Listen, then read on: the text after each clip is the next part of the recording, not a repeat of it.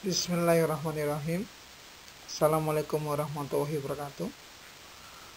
Pada kesempatan kali ini saya akan mencoba menjawab soal-soal kimia kelas 10 dengan tema larutan elektrolit dan non-elektrolit. Selamat mengikuti. Nomor 1.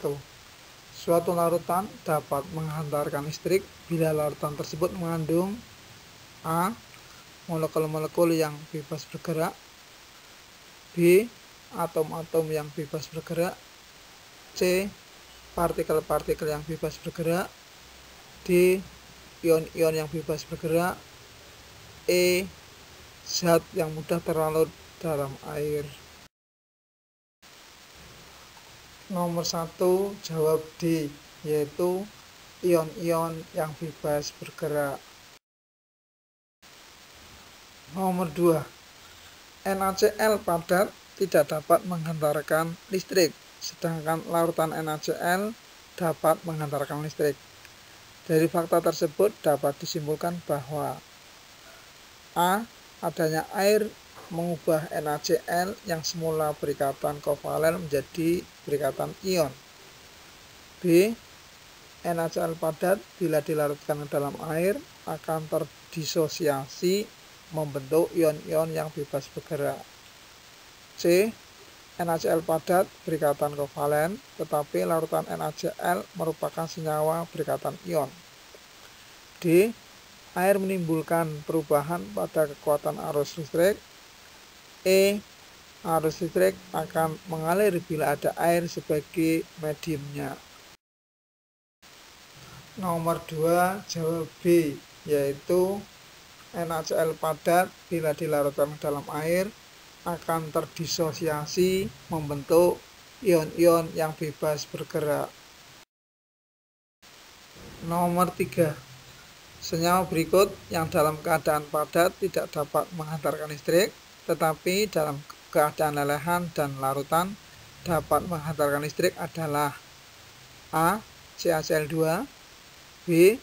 C12H22O11, C. CONH2 2 kali, D. C2H5OH, E. C6H12O6. Nomor 1. Suatu larutan dapat menghantarkan listrik. Nomor 4. Dua larutan A dan B diuji dengan alat uji elektrolit. Lampu alat uji menyala ketika menguji larutan A, sedangkan ketika larutan B diuji, lampu tidak menyala, tetapi ada gelembung-gelembung gas pada elektrodanya. Dari pengamatan tersebut dapat disimpulkan bahwa A. Larutan A elektrolit kuat dan larutan B non-elektrolit. B. Larutan A non-elektrolit dan larutan B elektrolit kuat. C. Jumlah ion pada larutan A lebih sedikit daripada jumlah ion pada larutan B. D. Jumlah ion dalam kedua larutan tidak dapat dibandingkan. E. Jumlah ion pada larutan A lebih banyak daripada jumlah ion pada larutan B. Nomor 4 jawab E, yaitu jumlah ion pada larutan A lebih banyak daripada jumlah ion pada larutan B. Nomor 5. Perhatikan tabel berikut. Ini ada tabel, ada larutan, beberapa larutan, cuka, alkohol, garam dapur. Rumusnya sudah ada: cuka CH3COH, alkohol C2H5OH, garam dapur NaCl. Kemudian pada alat uji, lampu cuka itu menyala redup, alkohol tidak menyala, garam dapur menyala terang. Urutan daya hantar listrik yang benar adalah A. Cuka lebih besar alkohol, lebih besar garam dapur. B. Alkohol lebih besar cuka dan lebih besar garam dapur. C. Garam dapur lebih besar daripada cuka dan lebih besar daripada alkohol. D. Cuka lebih besar garam dapur, lebih besar alkohol. E. Garam dapur lebih besar alkohol, lebih besar cuka. Nomor 5 jawab C, yaitu garam dapur lebih besar dari cuka dan lebih besar dari alkohol. Ini urutan daya hantar listriknya. Nomor 6. Larutan H2SO4 di dalam air akan terionisasi dengan reaksi titik-titik. A. H2SO4 terion menjadi 2H plus SO4 2-. B. H2SO4 terion menjadi 2H plus 4SO-. C. H2SO4 terion menjadi H2 plus SO4 2-. D.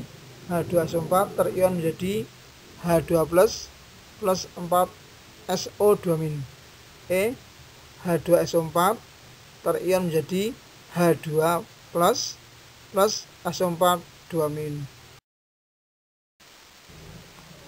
Nomor 6 jawab A, yaitu H2SO4 terion menjadi 2H plus SO4 2-.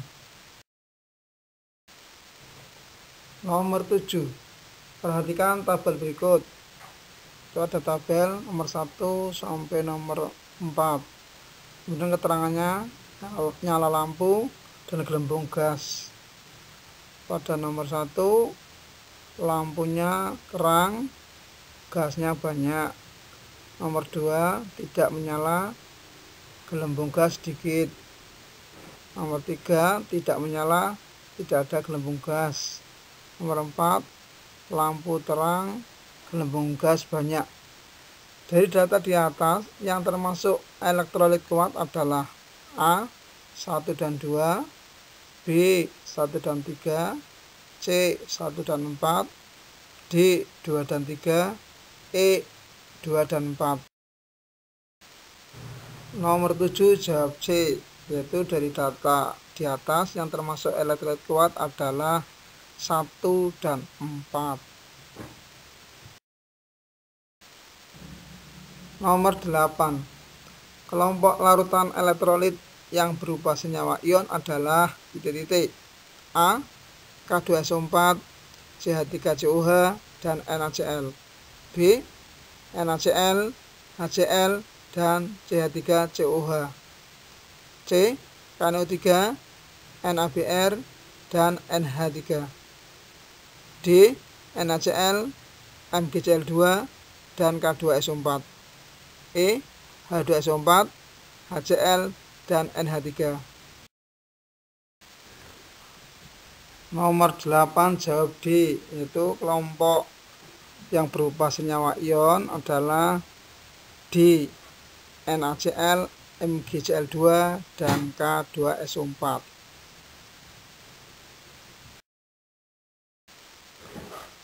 Nomor 9.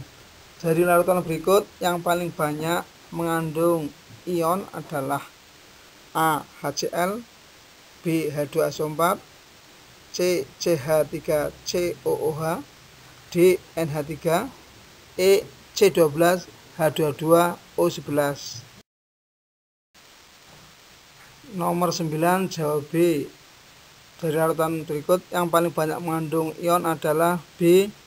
H2SO4, yaitu terion menjadi 2H+ dan SO4 2-, yaitu mempunyai 3 ion. Nomor 10. Di antara senyawa berikut yang jika dilarutkan dalam air tidak mengalami ionisasi adalah A. CH3COOH, B. H2SO4, C. AlCl3, D. MgCl2, E. C12H22O11. Nomor 8. Kelompok larutan elektrolit yang berupa senyawa ion adalah titik-titik. A. K2SO4, CH3COH, dan NaCl. B. NaCl, HCl, dan CH3COH. Alhamdulillah, sampai di sini dulu pembahasan soal kimia kelas 10 tema larutan elektrolit dan elektrolit. Semoga ilmunya bermanfaat. Sekian dan terima kasih.